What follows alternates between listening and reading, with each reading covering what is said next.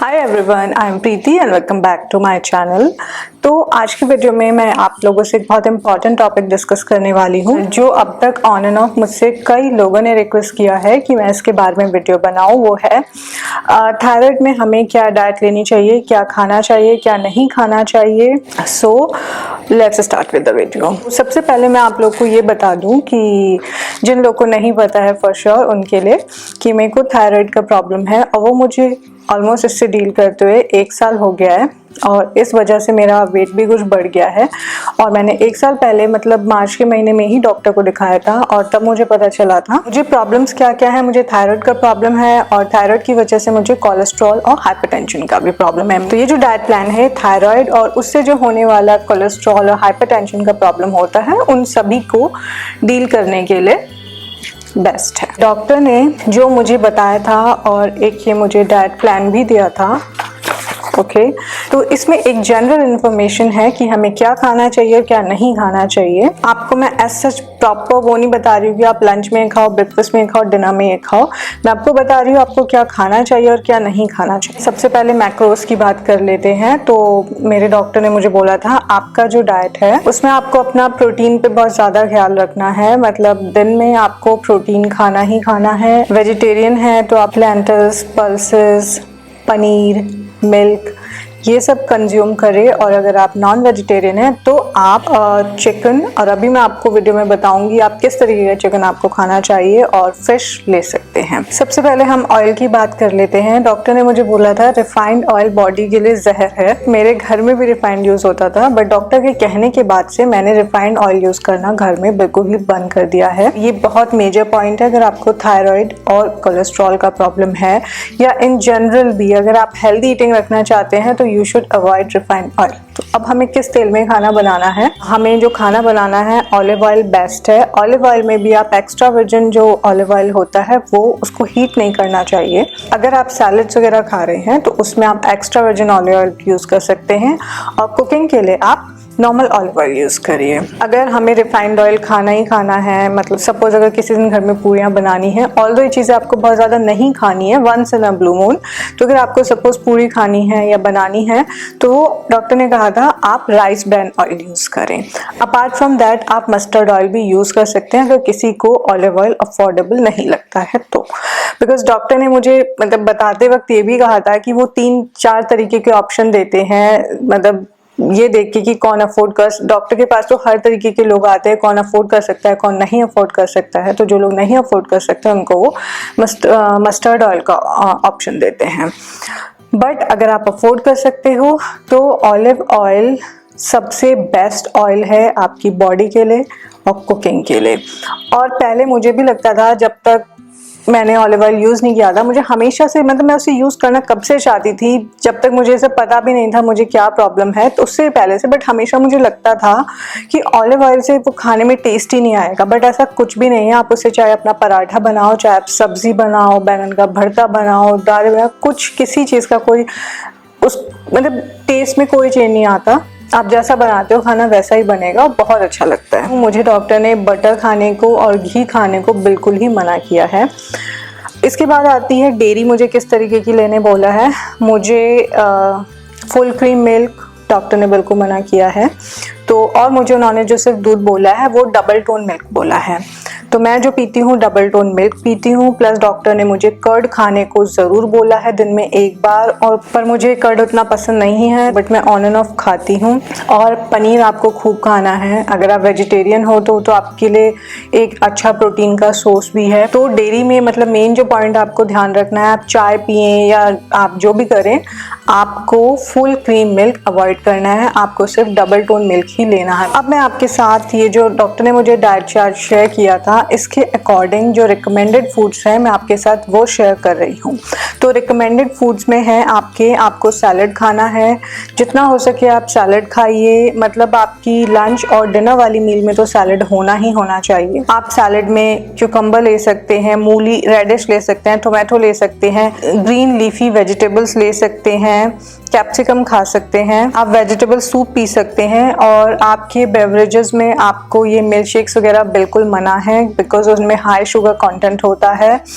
तो आप इसमें क्या ले सकते हैं, आप रसम ले सकते हैं, आप वेजिटेबल सूप क्लियर वाला ले सकते हैं, आप लाइम जूस पी सकते हैं, आप स्किम्ड बटर मिल्क पी सकते हैं, आप सोडा भी पी सकते हैं। यहाँ पे लिखा हुआ है लिबरल इनटेक ऑफ वाटर रखना है, आपको पानी मैक्सिमम पीना है सो दैट आपकी बॉडी से टॉक्सिन सारे फ्लश आउट हो जाए। पानी पीने की आदत डाल लो, मुझे भी इतनी नहीं थी बट मैं भी पूरा कोशिश करती हूँ दिन में कम से कम 3 लीटर पानी पीने का ऑन एंड ऑफ। हमेशा मैं अपने साथ अब एक बॉटल रखती ही रखती हूँ। यहाँ पे मेरे को रोटी के लिए लिखा है कि अच्छा होगा अगर हम अपने आटे में 50:30:20 के रेशियो में व्हीट और ब्लैक चना का आटा और सोया फ्लोर मिला लें। को दालें बहुत खानी चाहिए, एटलीस्ट आपकी दिन की एक मील में दाल होनी ही होनी है। आप चाहे तो उसे जो दाल आपकी नॉर्मल दाल होती है आप वैसे खाएं, या तो आप स्प्राउट बना के खाएं। अगर आपको ब्रेड खाना है तो आप होल व्हीट ब्रेड खाइए इंस्टेड ऑफ वाइट ब्रेड। ये तो थे फूड रिकमेंडेड। अब मैं आपके साथ शेयर कर रही हूँ कि आपको कौन से फूड्स लिमिटेड क्वांटिटी में लेने हैं। वाइट राइस आपको ज़्यादा नहीं खाना है, आपको रिफाइंड फ्लोर या उससे बनी हुई चीज़ें जैसे मैदा से बनी हुई जो भी चीज़ें होती हैं आपको वो ज़्यादा नहीं खानी है। एग्स खाने हैं बट आपको विदाउट योग खाने हैं, आपको योग नहीं खाना है बिकॉज आपका कोलेस्ट्रॉल लेवल ऑलरेडी बढ़ा हुआ है। जब आपको थायराइड हुआ होता है और आपको वेट का इशू हो गया है तो ऑफकोर्स आपको जो फैटनिंग चीज़ें हैं जिनमें बहुत ज़्यादा फैट है वो डेफिनेटली अवॉइड करनी है, ये आप खुद ही समझ सकते हो। फ्रूट्स की सर्विंग डॉक्टर ने मुझे बोला था फ्रूट्स की और ड्राई फ्रूट्स की सर्विंग खाना मेरे लिए बहुत ज़रूरी है। तो ड्राई फ्रूट्स में उन्होंने मुझे बोला था मेरे को आलमंड्स खाने हैं, उसमें गुड फैट होता है, और मुझे वॉलनट्स खाने हैं, और मुझे काजू बिल्कुल भी नहीं खाना है। वॉलनट्स खाना बहुत ज़्यादा ज़रूरी है बिकॉज उसमें ओमेगा 3 फैटी एसिड होता है जो कि हमारे कोलेस्ट्रॉल के लेवल को कम करने के लिए बहुत ज़्यादा इसेंशियल है और ये हमारी बॉडी के अंदर सिंथेसाइज नहीं हो सकता। तो या तो ये हमें अगर हम फिश खाते हैं उससे आ सकता है, या तो हमें इसके कोई सप्लीमेंट्स खाने पड़ेंगे और हम वॉलनट खा सकते हैं तो बेस्ट है। फ्रूट्स की दिन में एक 200 to 250 ग्राम सर्विंग आपको ज़रूर खानी है। फ्रूट्स आप किस तरीके के खा सकते हो, आप ऑरेंज खा सकते हो, स्वीट लाइम, एप्पल खा सकते हो, पपाया, गुआवा, पियर, वाटरमेलन, मैंगोज आपको नहीं खाने हैं। अगर आप डायबिटिक हैं तो आपको बनाना भी नहीं खाना है। मैं बनाना खा सकती हूँ बिकॉज मुझे डायबिटीज़ का कोई इशू नहीं है। मिल्क आपको दिन में चाय, दही और दूध मिला के कुछ ये सब मिला के आपका आधा किलो से ऊपर नहीं जाना चाहिए। हाफ केजी से ऊपर दूध का कंजप्शन आपका नहीं होना चाहिए। और अगर आप कोकोनट वाटर पीते हैं या टोमेटो जूस पीते हैं तो इनकी क्वांटिटी आपको अपने पोर्शंस वॉच करने हैं, आपको ज़्यादा नहीं पीना है। Foods to be avoided. अब ये मैंने आपके साथ फूड रिकमेंडेड शेयर कर लिए, आपको लिमिटेड क्वांटिटी में जो फूड लेने हैं मैंने आपको वो भी शेयर कर लिए हैं। अब जो फूड्स आपको बिल्कुल ही अवॉइड करने हैं तो वो हैं fats like vanaspati ghee, butter and coconut oil etcetera. Fried food items like chips, papad, samosa, pakora, puri, paratha, ये सब आपको बिल्कुल नहीं खाना है। बट मैंने अपने डॉक्टर से डिस्कस किया था, पूरी वगैरह तो मैं पहले से भी नहीं खाती हूँ बट मेरे को पराठा खाना कभी कभी अच्छा लगता है, स्पेशली ऑन द वीकेंड्स। और अभी तो विंटर्स थे, विंटर से मुझे पराठा खाना, स्टफ पराठा खाना अच्छा लगता है। तो मैंने डॉक्टर से डिस्कस किया था, उन्होंने कहा हाँ खाओ, बट मेरे को ऑलिव ऑयल में बना के पराठा उन्होंने बोला है खाने का, और मैं वही करती हूँ। ऑलिव ऑयल में पराठा बनाती हूँ और उसमें भी मैं तेल जो है बहुत ही नेम सेक लगाती हूँ। तो इस तरीके का आप पराठा खा सकते हो। Okay, bakery products like cake, pastries and cream biscuits, ये सब आपको बिल्कुल नहीं खाना है क्योंकि जैसा मैंने आपको पहले भी बताया कि आपको रिफाइंड फ्लावर यानी कि मैदा से बनी मैदा नहीं खाना है। तो ये सारी चीज़ें केक, पेस्ट्री, अब बेकरी के आइटम्स, आपके बिस्किट्स वगैरह, इन सब में मैदा होता है जो कि आपको अवॉइड ही करना है। तो ये सब चीज़ें आपको बिल्कुल नहीं खानी है। अपार्ट फ्रॉम दैट आपको शुगर नहीं खाना है, हनी नहीं खाना है, जैम नहीं खाना है, glucose sweets like laddoo, barfi, kheer, pudding, desserts like ice creams, ये सब आपको अवॉइड करना है। शुगर्स में डॉक्टर ने मुझे बोला था चीनी होती है जो हम अपनी चाय में डालते हैं, तो that is basically a refined sugar जो कि हमें बहुत ही लिमिटेड क्वांटिटी में लेनी है। तो अब क्योंकि मुझे चाय पीने का बड़ा शौक है तो पहले तो मैं क्या करती थी कि चाय बनाती थी और उस टाइम पे उसमें चीनी डालती थी, बट अब मैं क्या करती हूँ चाय बनाने के बाद उसमें सिर्फ 1 टीस्पून शुगर डालती हूँ। ऑल्दो पहले मुझे बहुत मीठी चाय पीने की आदत थी बट अब मैं सिर्फ कप में चाय छानने के बाद जितना भी मेरे को चाय पीना है उसमें 1 टीस्पून शुगर डालती हूँ। Refined starch products like cornflour, commercial jelly products, sabudana नहीं खाना है, arrowroot powder etcetera. All carbonated drinks, shakes and fruit juices avoid करने हैं। और एनी टाइम फ्रूट जूस से बेटर तो या फ्रूट खाना होता है, बिकॉज उससे आपको फाइबर भी आपकी बॉडी में जाता है। फ्रूट जूस तो वैसे भी बहुत हाई शुगर कंटेंट होता है, तो one should avoid those. Dried fruits में आपको क्या नहीं खाने हैं, नट्स नहीं खाने हैं, डेट्स नहीं खाने हैं, रेजिन्स नहीं खाने हैं, ग्राउंडनट्स नहीं खाने हैं और कोकोनट्स नहीं खाने हैं। मॉल्टेड बेवरेजेस में हमें ये बूस्ट, बॉर्नविटा, प्रोटीनैक्स ये सब अवॉइड करने हैं, बिकॉज इनमें बहुत ज़्यादा, अगर आप इनके लेबल्स भी पढ़ोगे, बहुत ज़्यादा शुगर कंटेंट होता है। मतलब बहुत पहले मैं आई थिंक बॉर्नविटा तो पीती थी काफ़ी पहले, लाइक 4-5 साल पहले, 4-5 नहीं 2-3 साल पहले, तो मैंने अपने आप इनका लेबल देख के छोड़ दिए थे। इनमें तो बहुत ज़्यादा शुगर से पैक्ड होते हैं। ये फैटी मीट्स नहीं खाने हैं, जिसमें आता है ham, bacon, egg yolk, red meat, crab, shrimps, prawn, तो ये सब अवॉइड करने हैं। क्या खा सकते हैं आप? वाइट मीट, यानी कि आप चिकन खा सकते हो, और वो भी विदाउट स्किन, तो बेटर है आप लिवर पोर्शन ऑप्ट करो।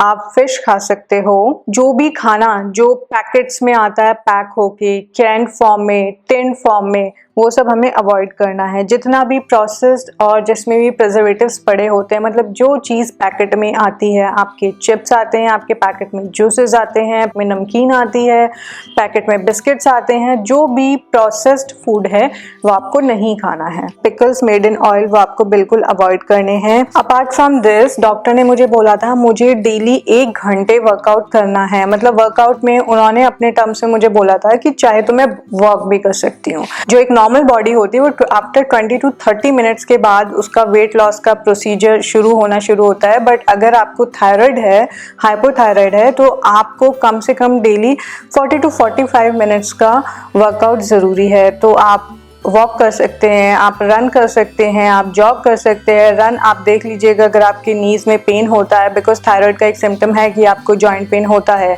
और मैंने एक दिन स्किपिंग करके देखा था यार, नहीं हुआ बिल्कुल। मतलब इस तरीके की एक्टिविटीज में मुझे होता है। अपार्ट फ्रॉम दैट, डॉक्टर ने मुझे बोला है कि जो कोलेस्ट्रॉल है वो हमें डाइट के थ्रू ही कंट्रोल करना है। तो बेटर है हम अपने खाने में चेंजेस लाएं, अपने लाइफस्टाइल में चेंजेस लाएं, रादर देन पूरा ड्रग्स पे डिपेंड होने के। आपको अपना मेंटल टेंशन ये वॉच करना है। मतलब स्ट्रेस इज एक्चुअली लीथल, और ये मैंने मेरी लाइफ में बहुत ज़्यादा सहा है। मैंने देख लिया है कि स्ट्रेस क्या क्या नहीं कर सकता आपकी बॉडी के साथ बुरा। तो अपना स्ट्रेस यार वर्क रिलेटेड है या पर्सनल लाइफ, प्रोफेशनल लाइफ, आपकी हेल्थ से ज़्यादा आपके लिए कुछ इंपॉर्टेंट नहीं है। अपना स्ट्रेस को कंट्रोल करने की कोशिश करो, जिस भी वजह से होता है उन इश्यूज़ को आप एड्रेस करो। A high fibre diet is very good for cholesterol, good cholesterol level. HDL is very good for your heart, whereas LDL and VLDL and cholesterol are bad for your heart. So these are the special notes. So guys, ये तो थी मेरी doctor की recommendation. अब मैं आपको in general अपने words में बता देती हूँ, और अगर आपको प्रॉपर मेरा मील प्लान भी चाहिए होगा तो आप मुझे बता देना कमेंट करके, तभी मैं इतनी मेहनत करूंगी कि मैं कोशिश करूंगी फिर हफ्ते भर की अपनी मील्स रिकॉर्ड करने की। बट इन जनरल मैं आपको एक ओवरव्यू दे देती हूँ मैं क्या खाती हूँ। मैं अपने फूड में अब प्रोटीन पे खास ख्याल रखती हूँ। मैं कोशिश करती हूँ मेरी दिन की 2 मील, या तो ब्रेकफास्ट और लंच।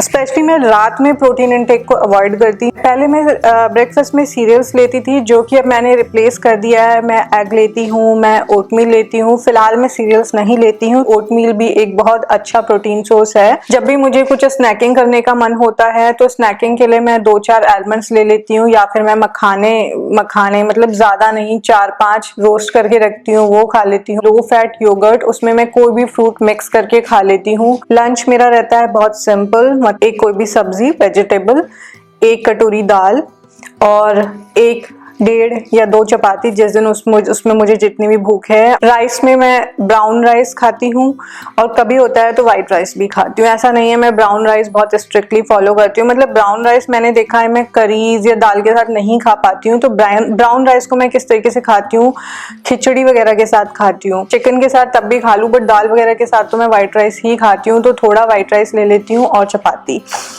तो डाइट मेरी हमेशा से यही रही है, 2 चपाती रहती है, इसमें मैं कितना कम करूँगी, मैं कम नहीं करती हूँ। तो और सब्जियों में मैं ऑलमोस्ट सारी सब्जियाँ, हाँ मैंने आपको एक चीज़ नहीं बताई थी, सब्जियों में डॉक्टर ने बोला था कि ब्रोकली, कॉलीफ्लावर और कैबेज, ये हमें कच्चा खाना अवॉइड करना है। और ब्रोकली तो एक ऐसी चीज़ है, उसे आप कच्चा ही खाते हो ऑलमोस्ट, तो वो आपको अवॉइड करना है। और आपको सोया से बने हुए प्रोडक्ट्स अवॉइड करने हैं। तो ये अगर आपको सपोज कॉलीफ्लावर खाना ही है तो आप उसे सब्जी के फॉर्म में खाएं, उसके पराठे बना के ना खाएं, बिकॉज पराठों में वो अनकुक्ड रहता है। इसी तरीके से अगर आपको ब्रोकली खाना है, उसे बहुत अच्छे तरीके से आपको उसे स्टीम करके खाना पड़ेगा, आपको उसको कच्चा नहीं खाना है। ये चीज़ आप प्लीज़ ध्यान रखना।